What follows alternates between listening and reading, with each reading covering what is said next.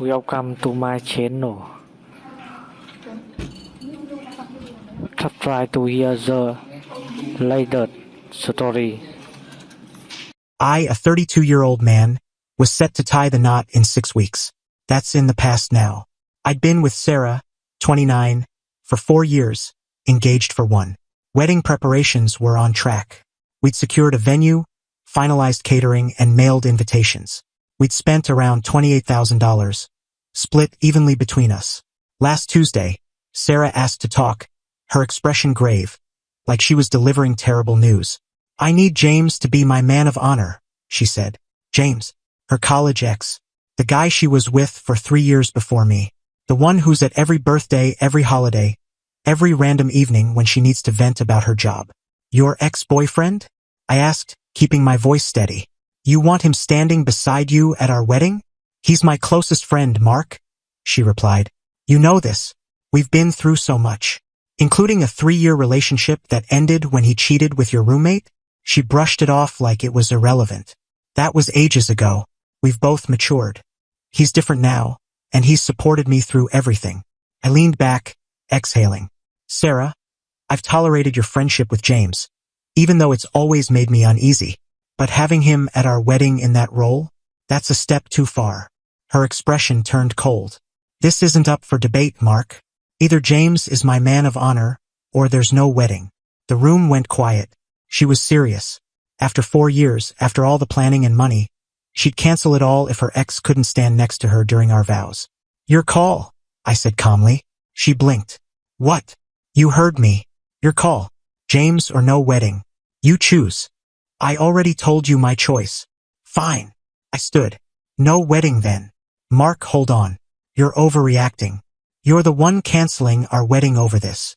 "No, you're the one making this impossible. You said James or no wedding. I'm just respecting your decision." I walked away, heading to my study to start unraveling everything. Update 1. 3 days later. Ultimatums are funny. People who make them rarely expect you to follow through. Sarah called me 12 times that night.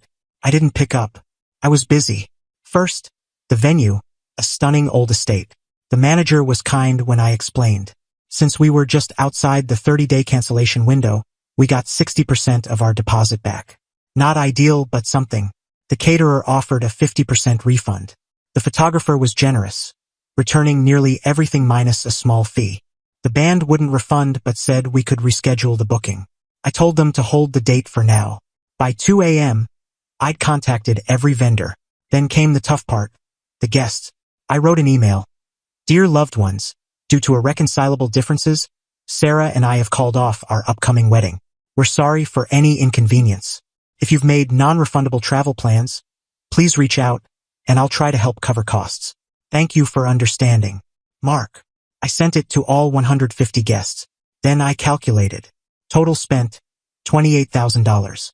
My share, $14,000. Recovered, $8,500.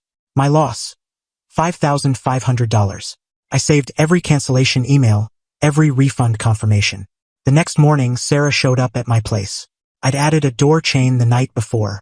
"Mark, what have you done?" she demanded. "Cancelled the wedding per your ultimatum. My cousins called me. My mom's losing it. You told everyone. Because it's true. You said James or no wedding. So, no wedding. I didn't mean it like that. I just wanted you to see how much this matters to me. And I got it. You chose your ex over our marriage." Loud and clear. She started sobbing, messy, raw tears. "Please, Mark, we can fix this. Maybe James could just be a groomsman instead." "Oh, now it's flexible?" "Yesterday it was your deal breaker. I was upset. You know how I get.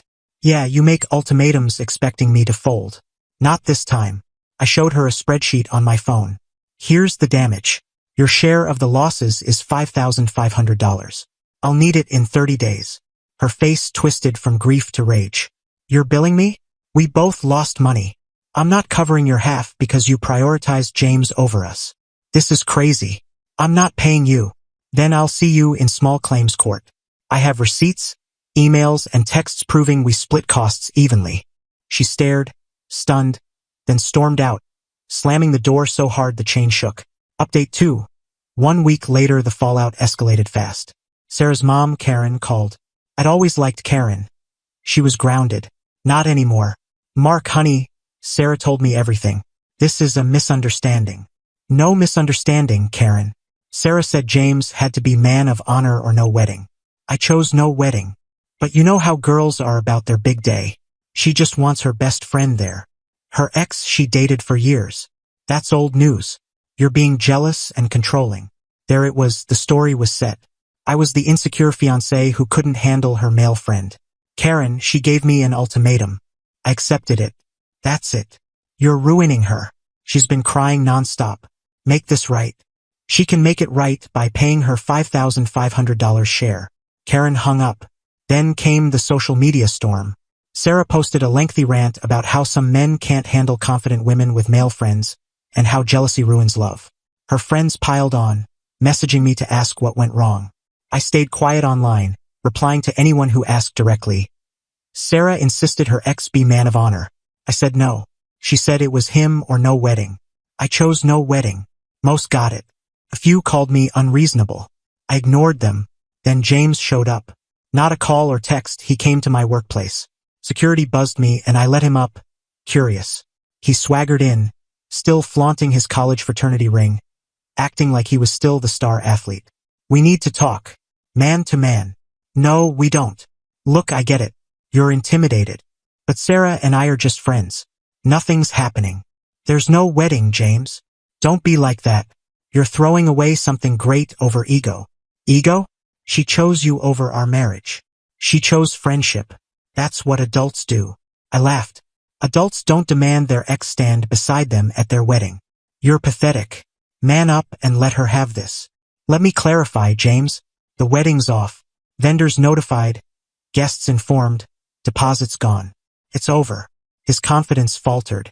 You actually canceled everything? Yep. How much did you lose? About $11,000 total.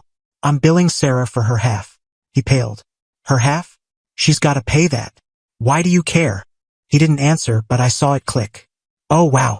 She asked you for the money. Didn't she? His silence confirmed it. That's incredible. She wants you there so bad she's hitting you up to cover it. How much? 5 grand?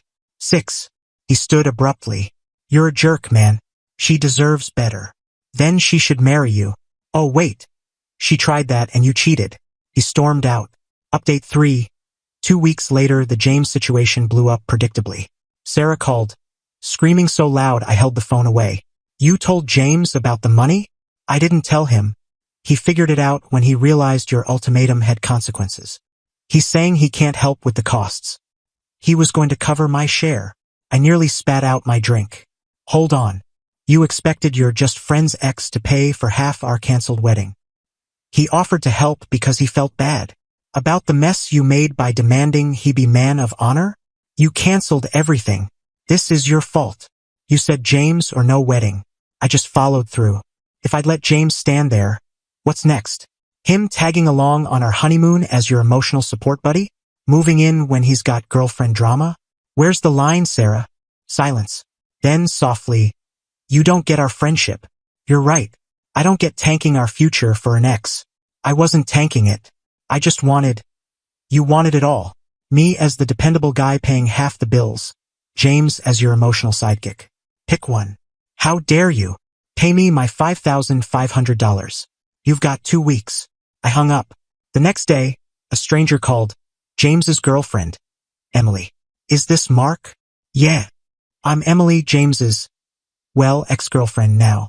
I wanted to thank you. Thank me. I've been uneasy about him and Sarah for months. When he came home ranting about wedding costs and you being unreasonable, I checked his texts with her. Let's just say they weren't just friends appropriate. I ended it. I'm sorry you went through that. No, you helped me see the truth. Also, Sarah's been telling people you were controlling and abusive. James is backing her up, saying you isolated her. Of course they are. I can set the record straight. I have their texts. Not explicit, but definitely an emotional affair. Thanks, but I'm good. The people who matter know the truth. She laughed. You're taking this better than I would. I'm just done. 4 years of competing with her ex was enough. You dodged a bullet. Any woman that obsessed with her ex has problems. Sarah's last move came via her dad, John. John and I got along great. We'd watch games together, and he'd helped me with car repairs. So when he called, I answered. Mark, can we grab a drink? We met at a bar. He looked worn out. I'm not here to change your mind. I just want to know what happened. I laid it out. The ultimatum, James, the cancellations, the money. He listened, ordered another drink, and sighed. She gets this from her mom. The ultimatums, the drama. Diane pulled that on me for years. Really? Oh yeah. Buy the house I want or I'm leaving. Your sister's out of Christmas, or I'm not hosting. Always something. How'd you deal with it? Badly. Caved every time. Enabled it. Now Sarah thinks that's how relationships work. We sat quietly. The James thing, he said. I never liked it. Told Diane and Sarah it was inappropriate. They ignored me. You knew about the man of honor thing? Heard last month. Told Sarah it was a bad idea. She said you were okay with it. She lied. Yeah. I figured when you canceled everything. He pulled out his checkbook. How much does she owe you? John, no. How much? $500. He wrote a check. This is between you and her, I said. No, it's between me and her now. She can pay me back. Or not. I'm done fixing her messes. Take it as an apology for wasting 4 years of your life. I took it. You would have been good for her, he said as we parted. Maybe this'll wake her up. I wasn't holding my breath. Final update. 6 weeks later the wedding date passed. I spent it fishing with my brother. Calm, quiet, no chaos. Perfect. The night before, Sarah showed up at 11 p.m., wearing the red dress I'd gotten her for her birthday, the one she knew I loved. The door chain stayed on. Tomorrow was supposed to be our day, she whispered. Yeah, well, I messed up. Multiple times. James and I aren't even friends anymore. Emily made him choose, and he picked her. Good for them. I lost you. I lost my best friend. I lost it all. You didn't lose it, Sarah. You threw it away. Can't we try again? There's nothing left to say. You chose James over our marriage. That's not something you fix. I was confused.